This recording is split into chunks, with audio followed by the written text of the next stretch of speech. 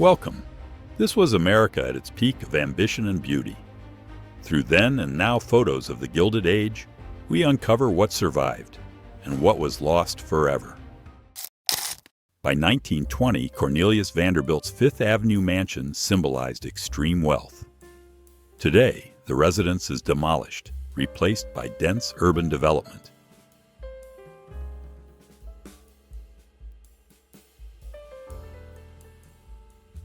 In 1898, William K. Vanderbilt's mansion dominated Fifth Avenue with Beaux-Arts excess.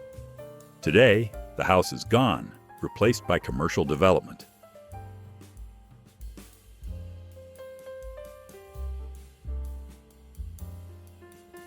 Keith's Theater opened in Philadelphia in 1907 with lavish Beaux-Arts interiors. Demolished in 1971, its cultural legacy is now forgotten.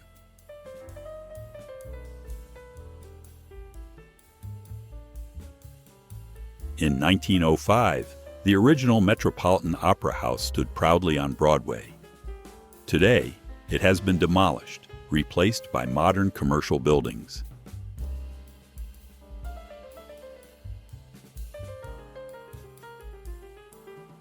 East 57th Street in 1911 was lined with private mansions. Today, nearly all have been replaced by tall commercial and retail developments.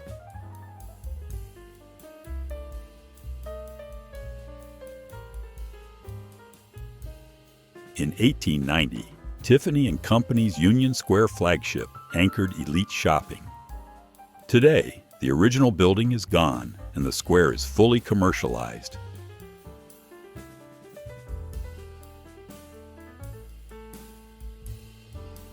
Fifth Avenue at East 93rd Street featured billboards and private homes in 1911. Today, neither side retains any trace of the original streetscape.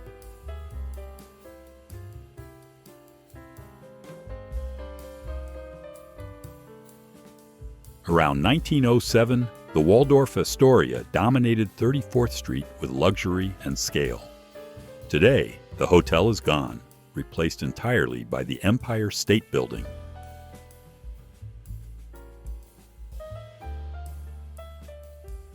In 1911, West 8th Street near Washington Square Park held a private home and an Edison Company office. Today, both sides are fully commercialized.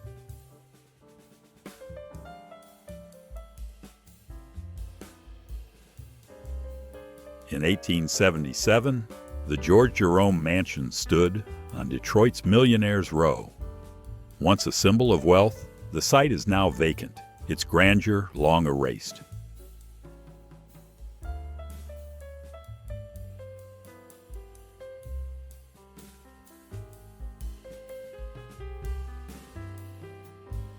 In the early 1900s, High Street in downtown Columbus was lined with streetcars and ornate storefronts. Today, modern traffic and simplified facades dominate.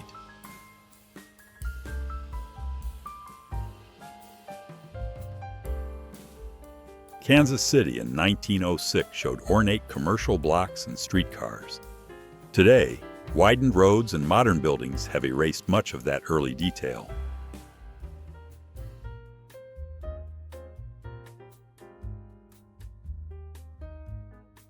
St. Patrick's Cathedral stood beside the Union Club in 1911. Today, that neighboring structure houses luxury jewelry and high-end clothing boutiques.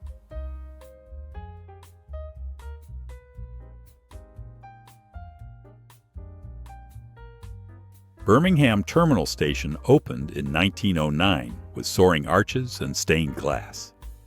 Demolished in 1969, the once grand site now sits largely unused.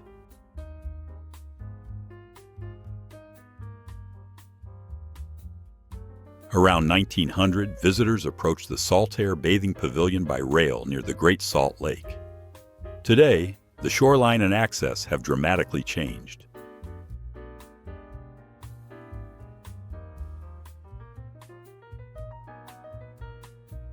In 1900, Buffalo's Main Street thrived as a financial and retail center. Today, skyscrapers, rail transit, and preserved landmarks share the corridor.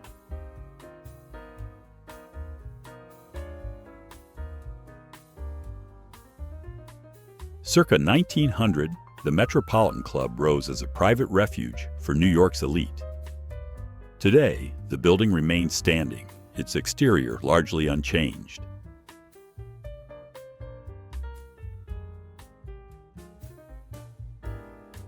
In 1901, John Jacob Astor's Fifth Avenue residence symbolized inherited wealth. Today, the mansion is demolished, its site fully redeveloped.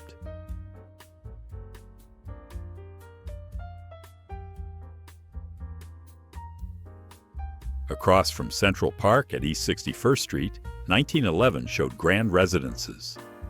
Today, modern buildings dominate, reflecting a shift from private to public use.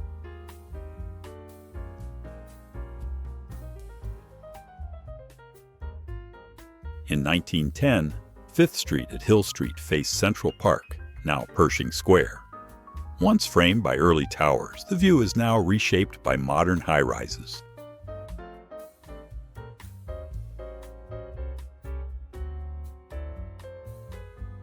Around 1900, East River piers powered New York's shipping economy. By 2026, most piers are gone, replaced by parks, highways, and residential towers.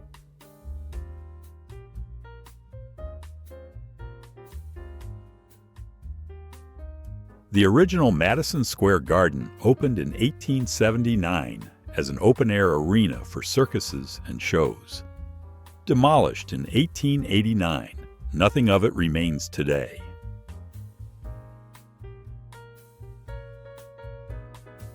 Rebuilt in 1896, San Francisco's Cliff House rose like a Victorian castle above the Pacific. It burned in 1907 and was never recreated.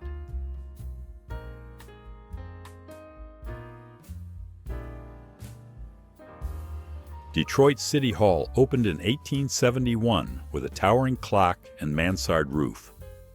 Demolished in 1961, its civic presence survives only in photos.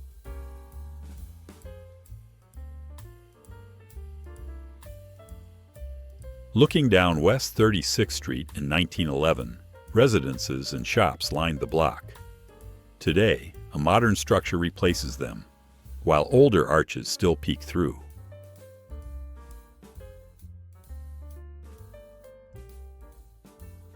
Third Avenue in Hinton, West Virginia, showed busy storefronts in 1900. Today, the street remains, but with fewer businesses and a quieter pace.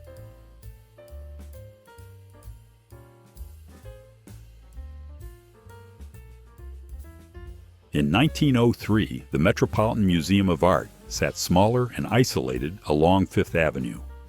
Today, vast additions surround the original structure, reshaping the entire block.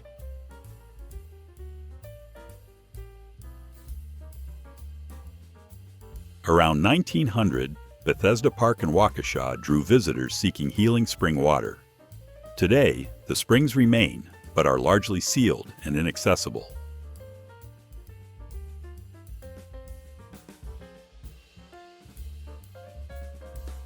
Galveston's Beach Hotel opened in 1882 as a whimsical Victorian seaside resort.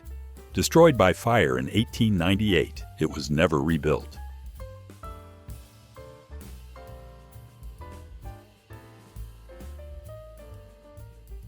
North Union Station and Causeway Street bustled in 1900. Today, North Station and TD Garden occupy the site, replacing rail grandeur with sports and transit.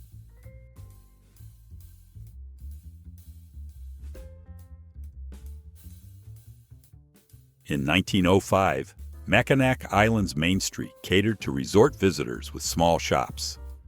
Today, the street is preserved, still car-free and tourist-focused.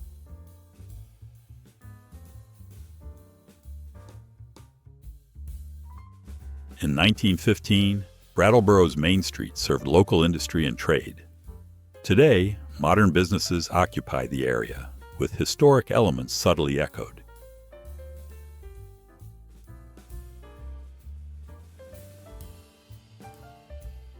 In 1890, skaters filled Central Park's frozen lake with the Dakota apartments behind them.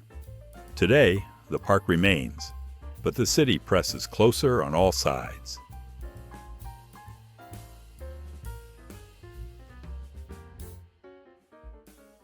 Narragansett Pier in 1900 featured grand hotels and seaside crowds. Today, much of that Gilded Age resort character has vanished or been rebuilt.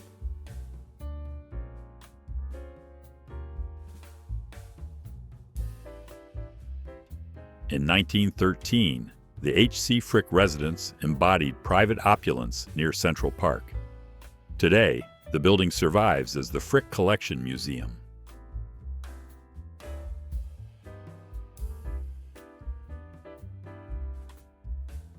Opened in 1896, San Francisco's Sutro Baths were the world's largest indoor swimming complex. After a 1964 fire, only concrete ruins remain.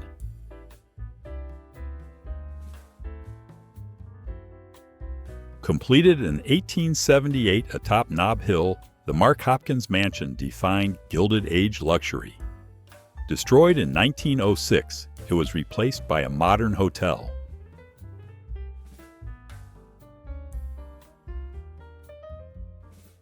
Chicago's Federal Building opened in 1905 with a massive gilded dome. Demolished in 1965, it was replaced by stark modernist offices.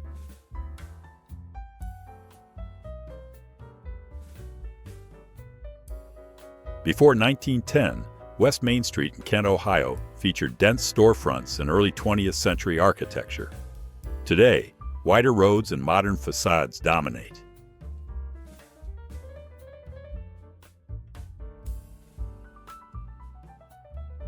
Helena's First National Bank stood proudly in 1900. By 2017, the site housed the Helena Securities Building, reflecting a shift toward modern commerce.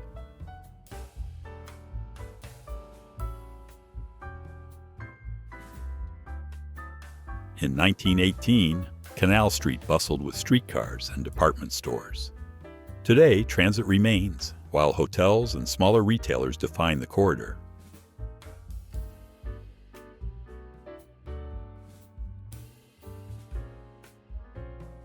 On West 20th Street, a corner building from 1911 survives.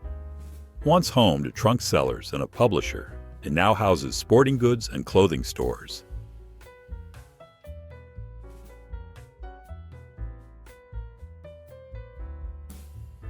Around 1912, J.P. Morgan Jr.'s Madison Avenue home reflected private banking power.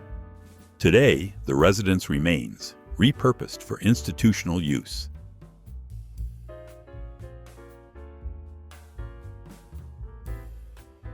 In 1907, the Plaza Hotel defined luxury at Fifth Avenue and Central Park. Today, the hotel still stands, surrounded by heavier traffic and towers.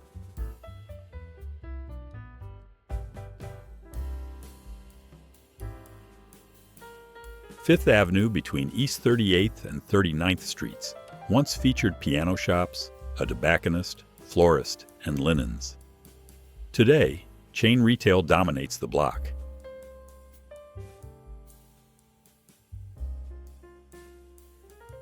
In 1911, the New York Public Library opened at West 41st Street, fully visible. Today, mature trees partially obscure the once commanding facade.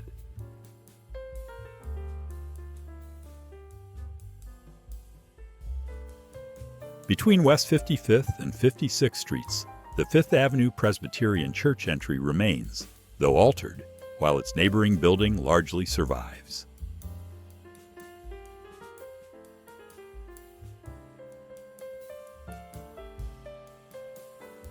The Lenox Hotel opened in 1900 as Boston's tallest building. Still standing today, it survives amid a denser skyline that has overtaken its former dominance.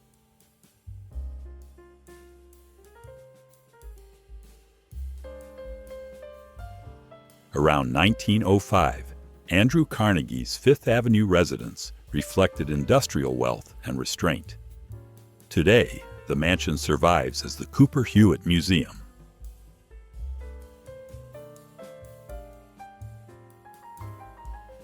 In 1908, the Lord & Taylor building stood as a refined retail landmark.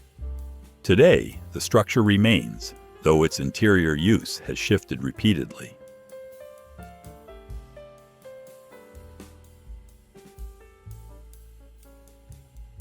In 1896, the Siegel Cooper building showcased early department store grandeur. Today, the building survives, repurposed for modern retail tenants.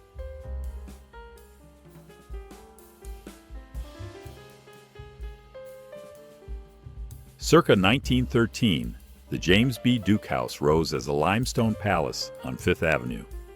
Today, it still stands, preserved as the New York University Institute.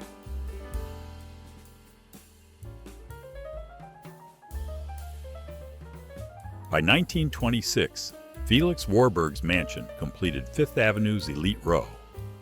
Today, the house remains intact as part of the Jewish Museum.